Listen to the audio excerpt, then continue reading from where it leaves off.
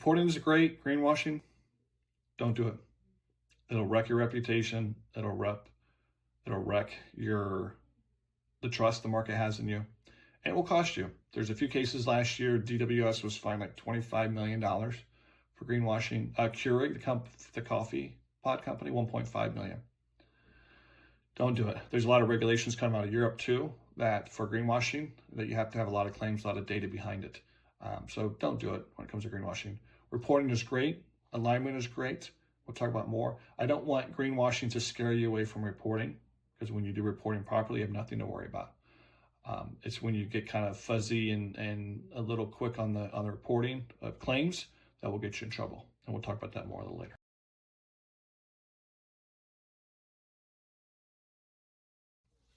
All right, I hope you're sitting down, because here's the acronym soup.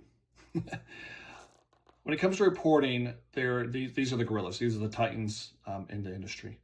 They're both unique for what they are, but anytime you hear reporting from a headlines standpoint, it's really important that when you start looking at sustainability reporting, that you align it to one of these 4 standards. You don't have to do 100% alignment, right? But you can do an exercise, a crosswalk exercise in the back of the report that kind of shows how you're aligning with different ones. And that's industry standard, is to align and just keep showing progress in the reporting standpoint. But really, GRI was the first, I think one of the first ones that gained market share and gained mass traction. GRI is mainly in the consumer goods space. It's not so much a B2B reporting, but it's so big. It's like LEED, it's like Energy Star. Everybody knows it. So yeah, you can align your reporting to it. But unless you're in a consumer goods market, I wouldn't necessarily do a full GRI report. There's other ways that we can optimize money for you and reporting stories. The second two, I would definitely, SASB. What I like about SASB is it allows you to report specific to your industry, which is really great. You're able to basically balance your performance against your peers. So when a customer looks at you or when an investor looks at you, they can see how you're comparing oranges to oranges instead of oranges to bananas, right? TCFD focuses a lot on the climate aspect of it. When we talked about greenhouse gas emissions earlier, we talked about carbon, really, and it balances the carbon impact with the financial risk that's associated with them, right? So it basically, it merges your environmental performance from a greenhouse gas standpoint with your financial performance, and overlays what the risks look like, right? Again, don't let them scare you. Once you've done them, they're pretty easy to process through. But again, I just want to make you aware. CDP Carbon Disclosure Project was quickly after GRI, maybe at the same time. What's interesting about CDP is they give you a score. So SASB, you won't get a score. There's no score for TCFD. There's no score for GRI. When a customer or an investor or a partner asks about the other 3, there's no score associated with it. You basically align with them. Carbon Disclosure will give you a score, and it's public record. It goes from an A+ down to a D, right? And that's the who's who, and it really shows your market. And it's okay to publish and get a D. I mean, that's completely acceptable, because the fact that you published, you beat 90% of the market out there, because most firms are so terrified of reporting that and getting that bad grade that they just don't do it. So the fact that you do it is a huge achievement. And you can, with CDP, you can kind of open the door. CDP allows you to really tell the market how much you want to share. So you could just allow the market just to see the score, or you could let them see all your responses and go completely carte blanche. So it's really up to you. You can open them all up. But again, what I like about CDP is it gives you a score and you can balance it. All right, these are the big ones. CDP and TCFD are kind of, they're basically the same now. And when you hear SEC requirements for U.S.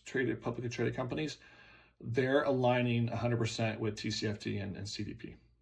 So if you look at those two, when you start looking at SEC reporting, you'll be covered when you align your reporting, your program to TCFD. Real quick, when it comes to alignment, don't fall victim to building your program to report. The two are completely separate. The report showcases the win of your program. You should never build a program to report. You should always build a report to your program. Okay, let the report tell the story. Right? That's what separates those that do from those that want to. Right? So we're going to go over greenwash a little bit. It's super, just don't do it. The one thing that will protect you from greenwashing is really validation. Validation is, it's your superpower. It shows the reader, it shows the market, it shows your investors, it shows your partnerships, it shows everyone that the program you've built, the data behind it, what you're reporting isn't made in a vacuum.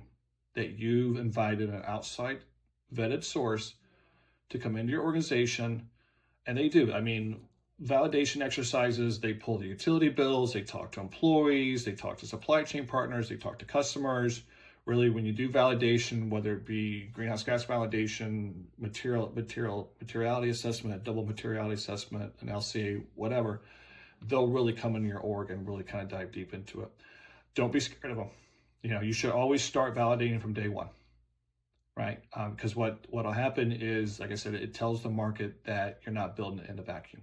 And the reputable firms that I've dealt with when it comes to validation is they really work with you. They help you identify some opportunities. Maybe there's some cracks in your foundation when it comes to sustainability that you didn't recognize.